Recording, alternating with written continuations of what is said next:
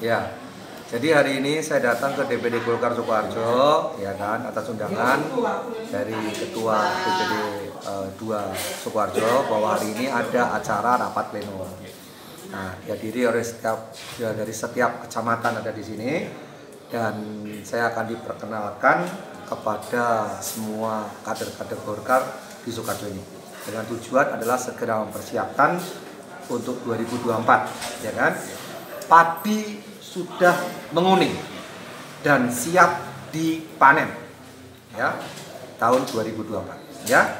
Jadi 2024 itu sudah waktunya padi itu harus dipanen, panen raya besar, ya. Tadi membawa berapa bantuan itu? Oh, jadi begini. Saya akan mempersiapkan terkhususnya di Dapil 5 Jawa Tengah ini, ya, Golkar saya akan persiapkan untuk segera membangkitkan Bakumham, ya, Badan Hukum Advokasi untuk Hukum dan HAM, ya. Jadi di 3 kabupaten 1 kota Madia ini, ya, segera mengaktifkan Bakumham, ya. Nah, selanjutnya harus segera berkarya, harus segera, ya, bercitra untuk masyarakat bisa merasakan bantuan hukum, ya, sehingga masyarakat yang baru mengejar keadilan, kebenaran keadilan, nah itu harus ditegakkan. Silakan datang ke Golkar, DPD Golkar, minta bantuan, itu semua gratis, ya. Kami persiapkan masyarakat untuk mencari keadilan, ya, secara gratis, ya. 3 kabupaten, Solo, Boyolali, Klaten, dan Sukoharjo. Solonya adalah Kota Madia. Ya, silakan datang, kita persiapkan tim kami untuk membantu para masyarakat. Selain DPD Sukoharjo, apa sudah ke DPD yang lain? Ya, jadi hari ini saya di Sukoharjo dan besok saya akan melakukan kegiatan di Golkar Surakarta. Ya, Surakarta Solo. Ada 54 kurang lebih masyarakat yang meminta bantuan, ya, ke Bakumham Golkar Surakarta untuk pendampingan hukum, ya, terkait untuk permasalahan tanah. Dan besok saya akan temuin masyarakat tersebut yang meminta bantuan, dan segera kami akan upayakan hukum, ya, agar mendapatkan keadilan yang seadil-adilnya. Inilah wujud dari Golkar di Dapil 5 Jawa Tengah. Saat ini selaku apa? Ya, saya di sini datang selaku penasihat ahli Lembaga Komunikasi dan Informasi Partai Golkar DPP. Yang kedua, saya adalah sebagai wakil ketua, ya, Badan Hukum dan HAM, ya, Bakumham, ya, dari Kosgoro 1957.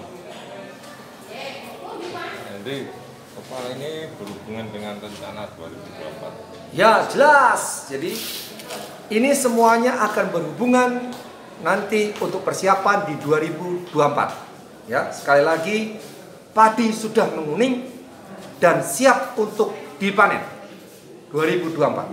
Ya. Jadi Optimis ya 2024? oh, sangat optimis sekali. Tidak ada yang tidak optimis. Hidupnya harus optimis selalu. Ya. Artinya sekarang posisi Pak Hendy sudah menguning. Oh iya, saya sudah melabuhkan hati saya di Golkar, di kuning, ya. Dan mari kita siapkan perjuangan kita untuk mencapai di tahun nanti 2024. Siap. Sejauh ini persiapan untuk proses ke sana, mengingatkan sampai sekarang aturan terkait pemilihan umum besok 2024 kan masih tarik ulur masalah parliamentary electoral threshold bagi calon, apakah suara terbanyak maupun suara berdasarkan nomor urut. Ya, kalau saya tidak ada urusan dengan nantinya ada kebijakan dari pemerintah, aturan apapun juga saya akan taati, saya akan ikuti.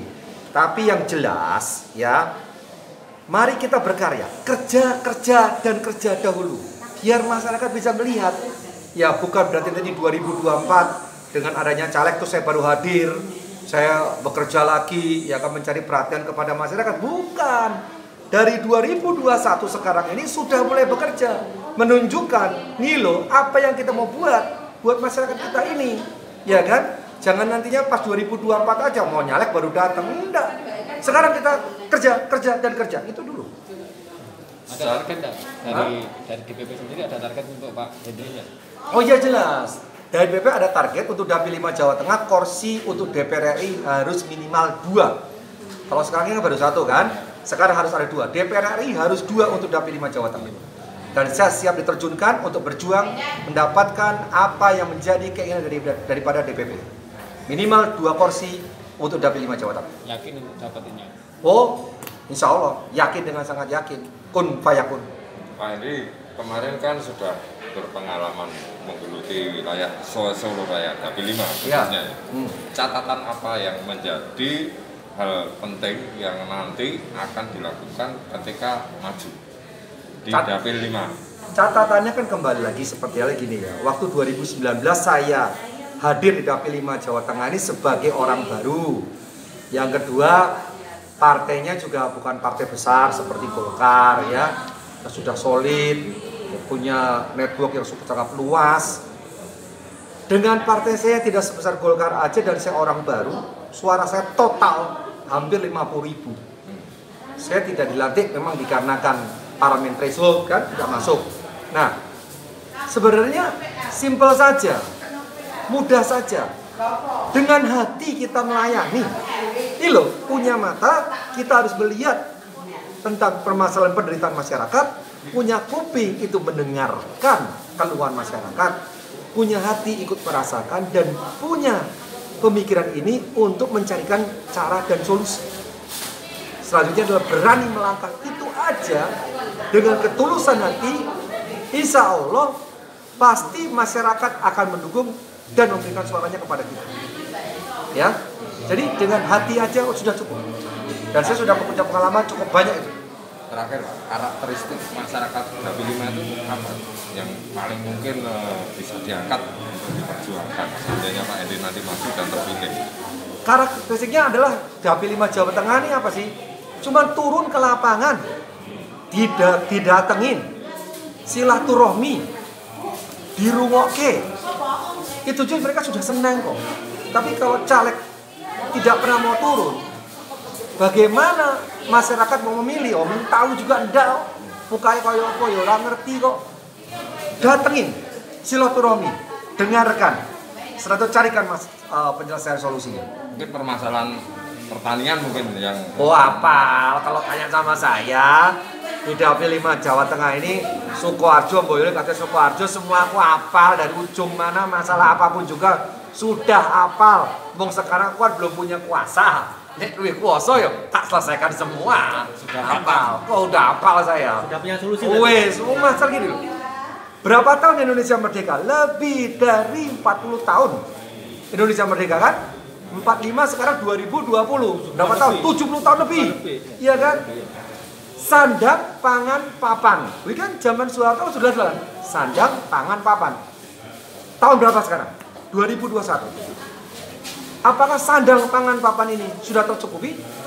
Mari kita lihat di Dapil 5 Jawa Tengah. Berapa banyak orang yang belum tercukupi sandang, pangan, papan? Pasti banyak sekali. Nah, selanjutnya air. Air itu adalah pemberian dari Gusti Allah, sumber alam. Berapa banyak di Solo sekitarnya ini yang bermasalah dengan air, terutama Sukoharjo. Air ini loh, dari zaman Belanda sampai hari ini loh, tidak pernah selesai masalah itu. Apakah ini ada modus konspirasi sehingga akhirnya setiap tahun atau berapa bulan sekali masyarakat dipaksa untuk membeli air? Dan perusahaan itu adalah perusahaan yang tanda kutip, saya duga ada oknum permainan di sini, sehingga akhirnya masyarakat membeli dan mendapatkan keuntungan yang banyak. Kenapa tidak selesaikan masalahnya? Ini masalah hal yang simpel saja, nggak terlalu sulit. Air aja jadi masalah kok. Jadi mau sampai kapan ini? Mau sampai kiamat nanti?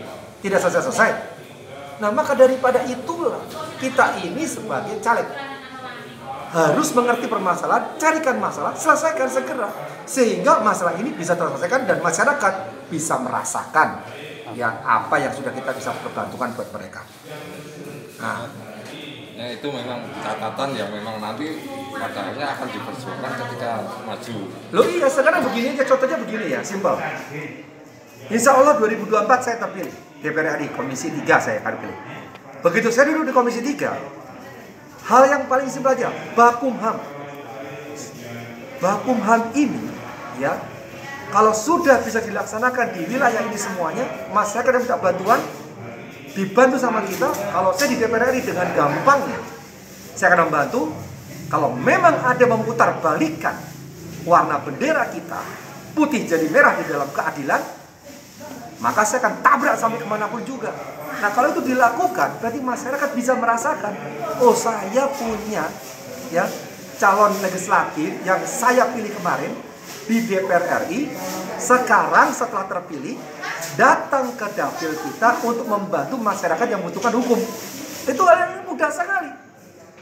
Pertanyaan saya, sekarang yang kemarin terpilih, apakah mereka sudah dulu DPR RI, terutama DPR Komisi 3, apakah ada yang mereka memperhatikan Bakumham ini? Apakah ada orang mereka yang membantu masyarakat kita? Dia mencari keadilan? Tidak ada.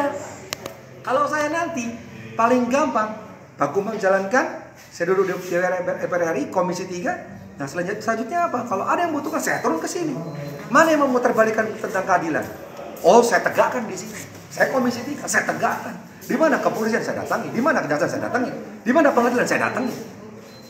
Itu aja hal seperti kayak gitu. Kalau kita lakukan terus-menerus, masyarakat akan merasakan, oh ini loh hasilnya wakil saya jelas nyata. Tidak hanya banyak bicara, tapi kerja dan kerja. Terima kasih. Ya, Indra. ada ya. Oke.